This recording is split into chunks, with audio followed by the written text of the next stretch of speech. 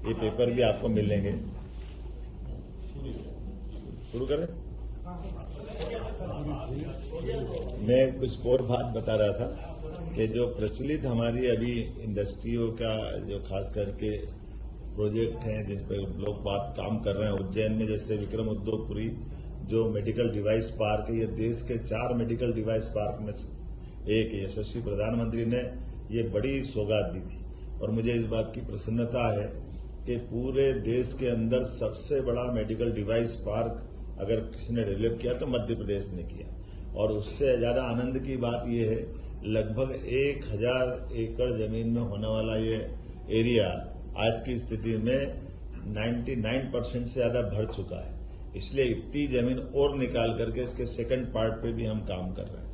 PM मित्रा अर्थात PM mega integrated textile and operation, ये अपना अप्रैल पार्क धार के लिए है और इसमें खासकर ट्राइबल के अंदर रोजगार देने के लिए ये बहुत अच्छी टेक्सटाइल इंडस्ट्रियों की बड़ी संभावना है धार जिले में बदनावर के पास, और इस पे भी हमारा काम प्रारंभ हो गया है। इसका क्षेत्रफल ही लगभग 1563 एकड़ का है। 1000 करोड़ का इस पे काम है। ऐसे ही मेडिकल डिवाइस पार्क के बाद में हमने ये manufacturing zone for power and renewable energy, ये इक्विपमेंट का नर्मदापुरम का होशंगाबाद वाला पार्ट है। ये लगभग 227 एकड़ में 464 करोड़ का है। ये भी बड़ा काम है। तो ये जो हमारा नर्मदापुरम का अर्थात पुराना होशंगाबाद जिला में एक बड़ी संभावना वाला क्षेत्र है। इसी प्रकार से हमारा चंबल का बेल्ट मुरैना में मेगा लेदर फुटवियर और अनेक अलग प्रकार से सीतापुर वाला पार्ट है। ये 222 करोड़ का 161 एकड़ में ये भी बड़ा काम हो रहा है।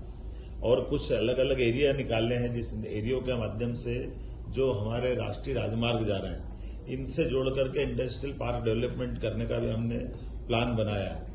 जैसे Delhi Nagpur investment corridor, Delhi Mumbai investment corridor, Delhi Mumbai expressway, Varanasi Mumbai investment corridor जो प्रस्तावित है, ये 4 तो भारत सरकार की योजनाओं के साथ, इसी प्रकार से मध्य प्रदेश की योजना नर्मदा एक्सप्रेसवे, अटल प्रगति पथ, चंबल एक्सप्रेसवे, इन सब के माध्यम से प्रदेश में बाकी गतिविधियों के साथ आर्थिक गतिविधियां भी बड़े पैमाने पे बड़े अधिकतर लोगों को रोजगार मिले, ऐसे प्लान के साथ ये आज की अपनी प्रेस वार्ता आयोजित।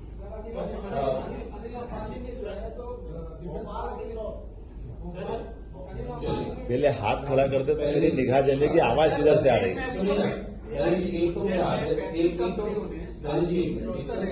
तो सबसे आग्रह है कि विषय से संबंधित प्रश्नों को रखिए और एक करके हाथ खड़ी लगभग सबको मौका मिलेगा। सबसे पहले आपने बताया कि मुंबई में आपकी मुलाकात हुई है अंबानी से, वहां पे डिफेंस को लेकर बड़ा इन्वेस्टमेंट आने वाला है जबलपुर में, तो ये वो क्या किस तरह का है, दूसरा ओवरऑल क्या इसमें आप रोजगार सृजन को लेकर ही बात कर रहे हो, कितना अनुमान लगा रहे हैं, कितना रोजगार सृजन? देखिए, दोनों तरह की बात है। हमने तो कहा कि हमारे पास के जो लैंड बैंक है, लैंड बैंक को हम डेवलप कर रहे हैं और लैंड बैंक के आधार पर जो हमारी शासन की योजना जिससे औद्योगिक निवेश को बढ़ावा देते हैं, उसकी हमारी बनी हुई प्लान हम सामने रख रहे हैं। फिर वो उसमें उनके हिसाब से कुछ और एडिशन जुड़वाना चाहते हैं या उनकी कल्पना हमको जब शेयर करते हैं, तो हमने ये डायलॉग स्थापित करने का प्रयास किया है कि 1 to 1 करते हुए अधिकांश क्षेत्र की अलग अलग भौगोलिक परिस्थितियां भी होती है, वहां की जरूरतें भी होती है। तो एक जैसे फ्रेम के बजाय हम अधिकतर लोगों का विश्वास ये कायम रखें कि सरकार कुल मिलाकर के आपके लिए पॉजिटिव है और हमारे प्रदेश में बड़े पैमाने पर जब बिजली सरप्लस है, सड़कों का नेटवर्क अच्छा हो गया, तो इस संभावना का वो भी लाभ ले। वो प्रदेश में निवेश जब आएगा तो हमारा अपने आर्थिक संरचना में अपना लाभ उठाएंगे।